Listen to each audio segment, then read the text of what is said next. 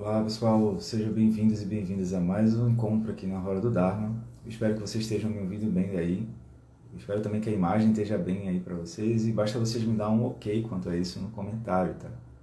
Então a gente vai dar sequência aqui à vida, a história e os ensinamentos do Buda nesse período de Sagadawa, que corresponde nesse ano de 2021, de 11 de maio até 10 de junho, tá? Então, de segunda a sexta, no horário das 12h47, live sobre a vida, a história, os ensinamentos do Buda, tá bem? Então, vamos lá.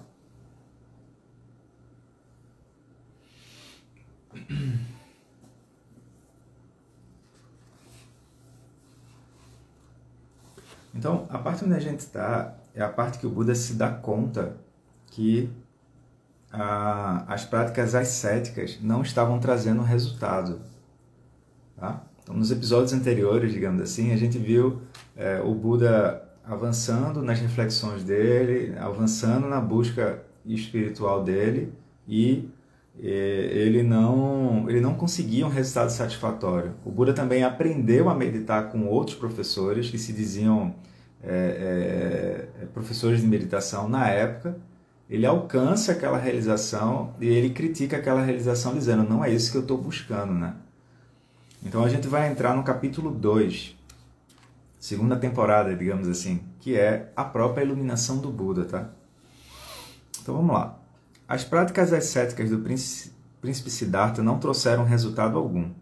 6 anos haviam se passado em vão. Bom, então aqui já tem uma dica, né, pessoal? O Buda passou 6 anos meditando, tá? Às vezes a gente quer um atalho, uma dica especial, quando na verdade a gente está com preguiça de meditar, tá bom? Então, se tiver algum resultado antes de 6 anos na meditação, é bom desconfiar que é charlatanismo, né? Então, vamos lá. O príncipe decidiu que não iria mais mortificar inutilmente seu corpo.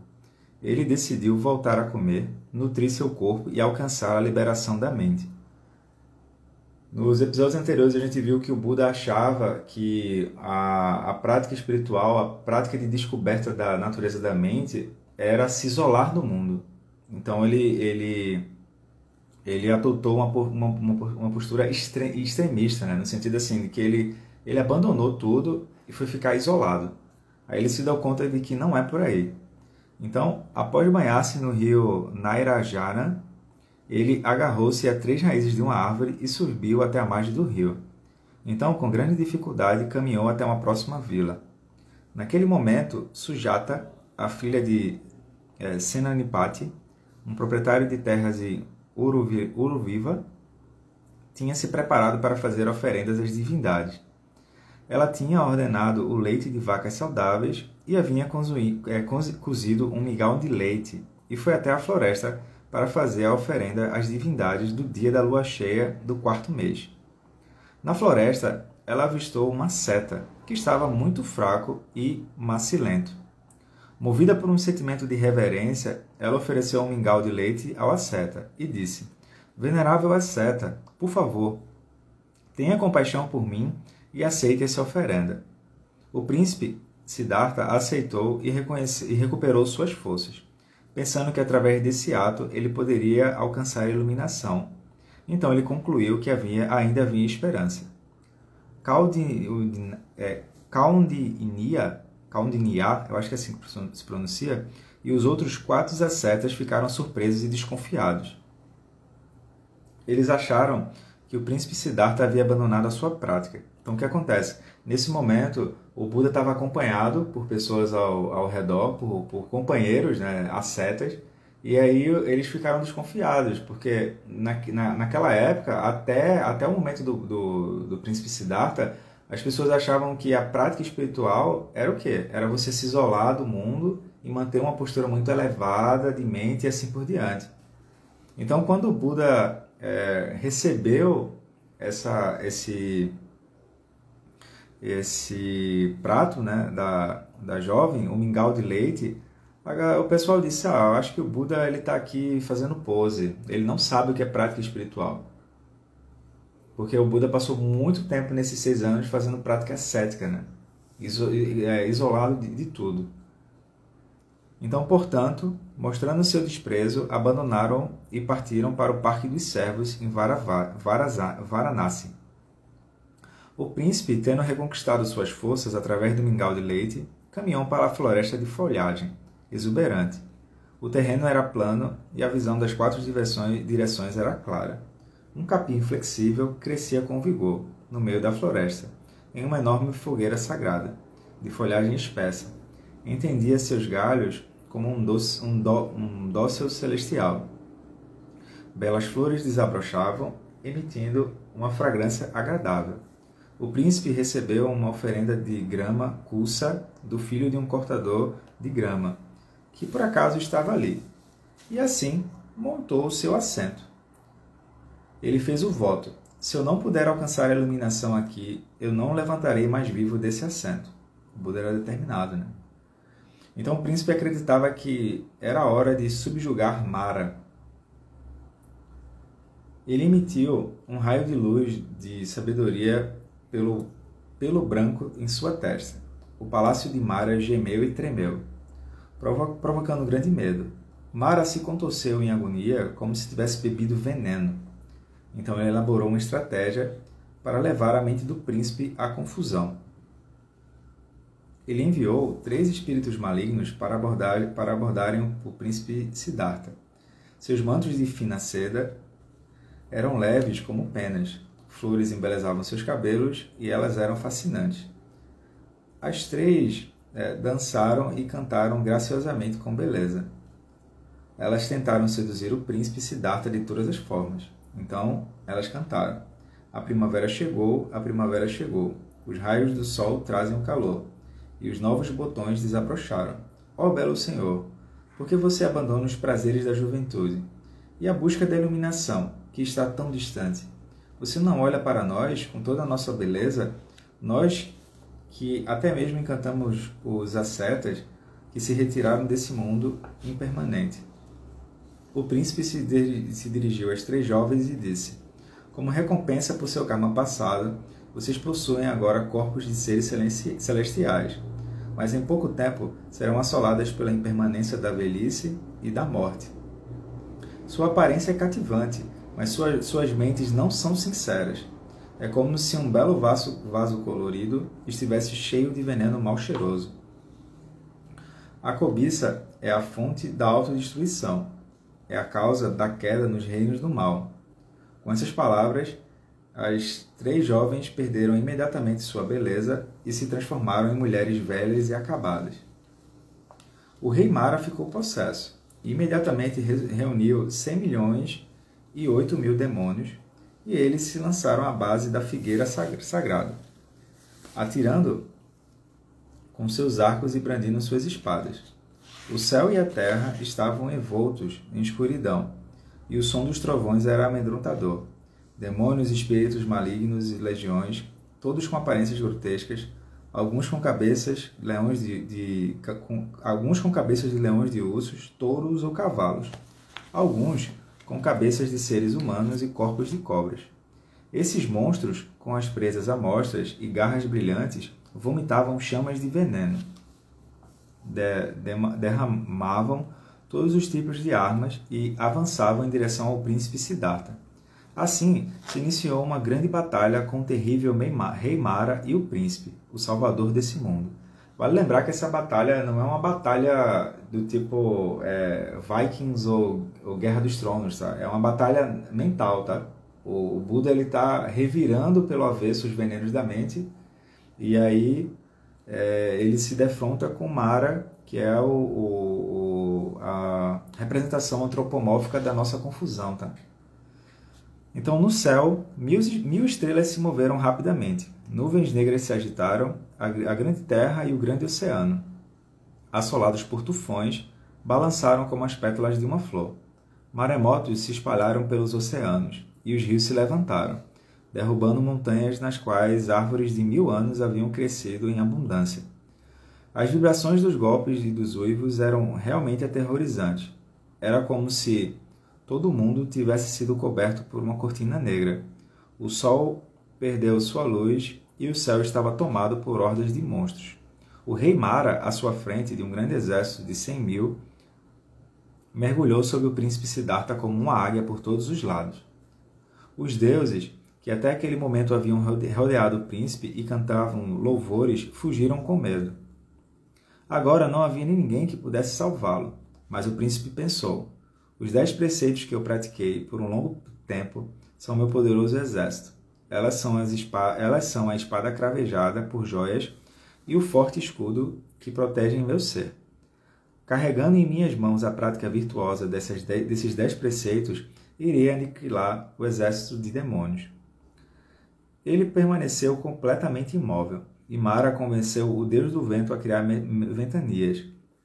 Mas, mesmo a barra da roupa do príncipe permaneceu imóvel, e ele ordenou que o deus da chuva derramasse águas torrenciais, mas nem mesmo uma gota molhou o príncipe. E ele derramou chuvas de pedras, espadas de fogo, mas eles foram todos transformados em coroas de flores, transformando-se em uma poeira perfumada.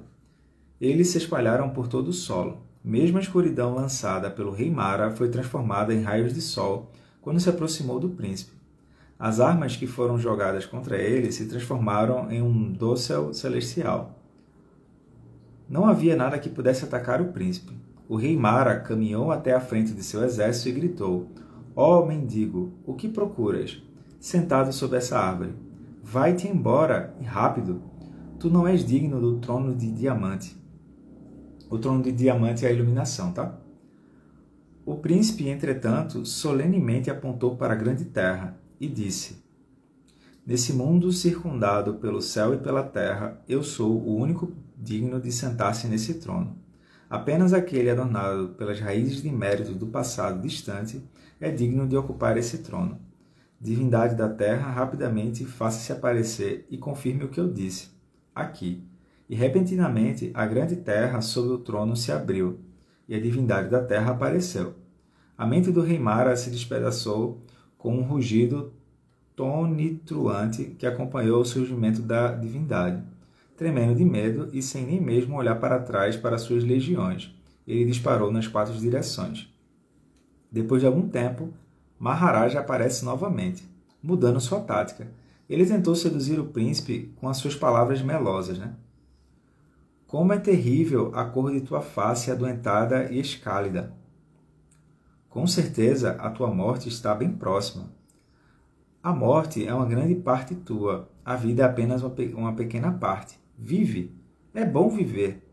Vive e realiza ações benéficas, realize ações puras. Venera o fogo e muitos serão teus méritos. Por que você se esforça tão inutilmente?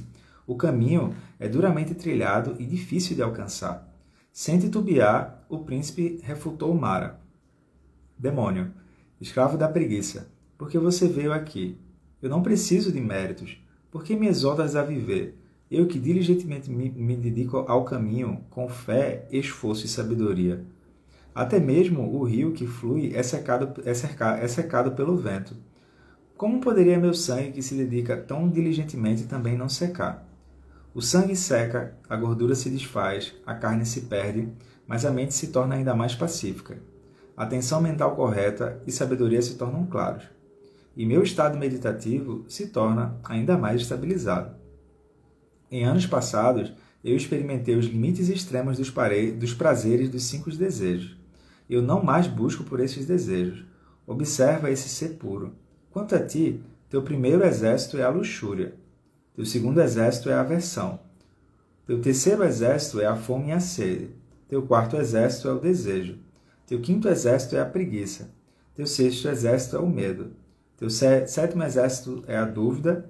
Teu oitavo exército é a vaidade e obstinação. Teu nono exército é a fama e o lucro. Teu 10º exército é o auto-engrandecimento e difamação dos outros, né? Soberba, né? Demônio, esses são os teus exércitos e essas são tuas armas.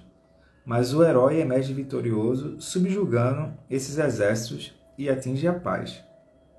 Ao invés de viver derrotado, é muito melhor batalhar e morrer. Mas os mendicantes e sábios que são derrotados uma única vez pelos exércitos de Mara serão incapazes de reconhecer ou praticar o caminho dos virtuosos. Mara, montando um grande elefante, tu vieste liderando um grande exército. Vem, batalha, eu sairei vitorioso. Tu não me lançarás à desordem. Apesar dos mundos humanos e celestiais terem sido incapazes de destruir o teu exército, eu o vencerei, como uma rocha destrói as folhas de uma árvore. Com uma mente verdadeira e pensamentos corretos, descansa dos desejos. Eu irei viajar pelo mundo e treinarei numerosos discípulos. Se eles treinarem diligentemente, seguindo os meus ensinamentos, e atingirem a ausência do desejo, no final não haverá mais pesar. Então o Buda estava firme na decisão dele, né? Maharaja, percebendo que não havia nada a ser ganho, batalhando, ficou desolado e pesaroso. Por 7 anos eu persegui um honrado pelo mundo. Honrado pelo mundo é um sinônimo de Buda, tá? Mas fui incapaz de encontrar uma fraqueza no iluminado, que repousa na atenção mental correta. É como uma rocha que parece com carne tenra, os pássaros se reúnem e tentam provar sua doçura, mas são incapazes e vão embora. Eu sou como o pássaro que bica essa rocha. Maharaja foi esmagado e com o coração muito, muito pesado desapareceu. Ficou até um pouco teatral, né? A coisa assim. Dessa forma, o príncipe Siddhartha, em um dia, alcançou o pináculo e realizou a tranquilidade da mente e entrou no estado meditativo. Primeiro, ele se liberou do desejo e do mal. No primeiro estado meditativo, ele provou o êxtase e a alegria. Ele avançou para o segundo estado meditativo e, ao cessar a atividade descontrolada da mente, mergulhou no êxtase meditativo. Avançando para o terceiro estado meditativo, ele entrou num estado de equanimidade e extinguiu prazer e dor, alegria e pesar. Passando para o quarto estado meditativo, como uma mente tranquila, pura, imaculada e flexível, que não podia ser perturbada por coisa alguma, ele contemplou suas vidas. Ao cair da primeira noite, enquanto recordava em detalhes as numerosas vidas do passado distante, ele atingiu a primeira sabedoria e deixou para trás a ignorância e dissipou a escuridão. Depois ele procurou entender as formas de nascimento e morte pelas quais as pessoas passam. Com o olho puro e divino, ele viu cenas de pessoas passando por nascimento e morte e renascendo ao longo de um fluxo de acordo com suas ações. Abre aspas. Ai! O oceano de nascimento e morte é agitado infinitamente, e as pessoas afundam e estão à deriva de um fluxo ilimitado, em lugar algum a qualquer apoio. Então, ele viu que aquelas pessoas acumularam maldades, prejudicaram a arte, mantiveram visões errôneas e assim seguiram por caminhos negativos. Também viu aqueles que acumularam karma positivo, seguiram os arhats, sustentaram visões corretas e trilharam um caminho positivo. No meio da noite, ele alcançou a segunda sabedoria e, abandonando a ignorância, dissipou a escuridão. Em seguida, com a sabedoria que extingue os obscurecimentos, ele se esforçou e claramente viu o que é sofrimento. Quais são as causas do sofrimento, o que é que extingue o sofrimento e qual é o caminho que leva à extinção do sofrimento. Essa é a maior contribuição de toda a tradição de linhagem de professores e alunos que vem desde o Buda Shakyamuni até o momento atual, tá? Essa é a verdadeira contribuição do budismo. Mais uma vez, ele viu claramente o que é negativo, quais são as causas do obscurecimento, o que é a sensação do obscurecimento e qual é o caminho que leva à sensação do obscurecimento. Pela virtude dessa sabedoria iluminada, sua mente se liberou da luxúria e da ignorância e deu nascimento à sabedoria, que atinge a emancipação, ou seja, a sabedoria que faz o voto. O nascimento cessou, eu completei a prática sagrada. Eu realizei aquilo que deveria realizar. Esse é meu último nascimento. Depois dele, eu nunca mais renascerei no Sansara novamente. No final da noite, ele alcançou essa terceira sabedoria e liberou-se da ignorância e dissipou a escuridão. Naquele momento, a grande terra tremeu e o mundo brilhou incessantemente. Seres divinos reunidos como nuvens tocaram música celestial e cantaram louvor ao honrado pelo mundo. o qual recitou esse verso em grande alegria. Abre aspas. Eu busquei o construtor dessa casa de sofrimento, mas não fui capaz de encontrá-lo. A roda do Sansara seguiu girando e eu tive repetidas vidas de sofrimento. Mas agora eu vejo o construtor da casa. Você não construirá a casa novamente. Todas as vigas foram quebradas e a cumeira está destruída. Minha mente se despede do desejo e alcança o nirvana. Dessa forma, o príncipe Siddhartha se tornou um homem digno das oferências de todo o mundo. E ele se tornou um homem verdadeiramente iluminado, ou seja, um Buda. Ele tinha 35 anos. Era a aurora, perto do momento em que o planeta Vênus brilhava no céu matutino. Assim, o honrado pelo mundo atingiu a iluminação sob a árvore Bodhi à margem do rio Nairaranjana, que passava pela floresta de Uriviva, eu acho que é assim que se pronuncia. Por 7 dias ele ficou imóvel e desfrutou do êxtase da iluminação. Durante a primeira vigília do 7º dia, ele meditou no sentido direto e no sentido reverso do princípio da originação dependente, a partir do qual todos os sofrimentos surgem. E ele percebeu que da ignorância surge a atividade kármica, da atividade kármica surge a consciência, da consciência surgem nome e forma, do nome e da forma surgem os 6 órgãos do sentido, dos 6 órgãos do sentido surge o contato com as sensações, do contato com as sensações surge o desejo, do desejo surge o apego, do apego surge o vir a ser, do vir a ser surge o nascimento, e do nascimento surge velhice e morte, ansiedade, pesar, dor, sofrimento e angústia. Ele viu que toda acumulação de sofrimento surge dessa maneira. Portanto, se a ignorância for extinta, sem resíduos, a atividade kármica cessará. Se a atividade kármica for extinta, a consciência cessará. Se a consciência cessar, nome e forma também cessarão. Se o nome e forma forem extintos, os 6 órgãos de sentido cessarão. Se os órgãos de sentido forem extintos, o contato cessará. Se o contato for extinto, as sensações cessarão. Se as sensações forem extintas, o desejo cessará. Se o desejo for extinto, o apego cessará. Se o apego for extinto, o vir a ser cessará. E se o vir a ser for extinto, o nascimento cessará. Se o nascimento for extinto, então velhice e morte, ansiedade, pesar, dor, sofrimento e angústia, tudo isso vai cessar. Ele viu que toda acumulação de sofrimento seria extinta dessa maneira. Na vigília intermediária e na última noite, seguindo o mesmo método, o honrado pelo mundo meditou no sentido direto e reverso dos 12 elos da originação dependente. Então, ele entrou na seguinte contemplação. Originalmente, todos os dharmas são iguais. Suas naturezas não são imutáveis e suas formas não são diferenciadas. Originalmente, eles são entidades puras, livres da mácula, dos obscurecimentos. Portanto, são iguais. Aqueles que praticam o caminho devem meditar sobre a igualdade de todos os dharmas, com grande compaixão por princípio.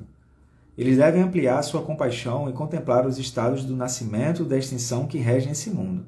E eles devem pensar da seguinte forma: nesse mundo, seres diferenciados vêm à existência devido à fixação a uma identidade. Ao cessar o apego às identidades, não mais será reconhecida a existência de seres diferenciados. Todos são iguais, mas os seres comuns produzem continuamente visões errôneas. Devido à ignorância, eles fecham seus olhos e realizam várias ações apegados às identidades. E como resultado, dão origem a uma identidade que está sujeita a nascimento e morte. Para eles, o karma é como um campo de arroz, e a consciência é como semente. E encobertos pela ignorância, eles aspergem as sementes com a água do desejo. Com a mente apegada à identidade, eles regam as sementes e alimentam ainda mais as visões errôneas. E esse é o processo que produz uma identidade composta. Devido ao nome e forma, os 6 órgãos dos sentidos, olhos, ouvidos, nariz, língua, tato e corpo e consciência são produzidos. Dos 6 órgãos sensoriais surge o contato. Do contato surgem as sensações. Das sensações surge o desejo. Do desejo surge o apego. Do apego surge o vir a ser. Do vir a ser surge o nascimento. Do nascimento vem a velhice e morte. Devido à velhice e morte vem a existência, a ansiedade, o pesar, a dor, o sofrimento e a angústia. Mas, nos 12 elos da originação dependente, não há nada que venha a existir e não há nada que se dissipe na inexistência. As condições simplesmente se reúnem para produzir o surgimento. E quando essas condições se dissipam, tudo se torna nulidade. Os seres comuns não sabem o que é a verdade absoluta e que ela corporifica a igualdade. Portanto, eles percebem diferenciações entre os 12 elos da originação dependente. Quando alguém está consciente de que, na verdade, não há diferenciações, tal como identidades e os objetos aos quais as identidades estão apegadas, ou um agente que produz e objetos que são produzidos, então os 3 mundos aos quais estão apegados são vistos apenas como sombras de uma mente deludida, e todos os apegos cessam. Na verdade, esses 12 elos da originação dependente surgem da própria mente. Essa foi a contemplação do Buda ao sentar para meditar. No oceano da serena mente do honrado pelo mundo, todas as coisas eram agora refletidas como imagens brilhantes. Não há palavras para louvar adequadamente esse estado mental. Então, galera, a gente vai ficar por aqui. Eu agradeço a presença de vocês. Segunda-feira a gente está de volta aqui às 12h47 com mais uma live sobre a vida, a história do Buda e seus ensinamentos nesse período de Sagadawa, tá? Então, desejo para vocês um bom final de semana, bom descanso e que muitos seres possam se beneficiar. Tchau, tchau para vocês e até a próxima. Tudo de bom.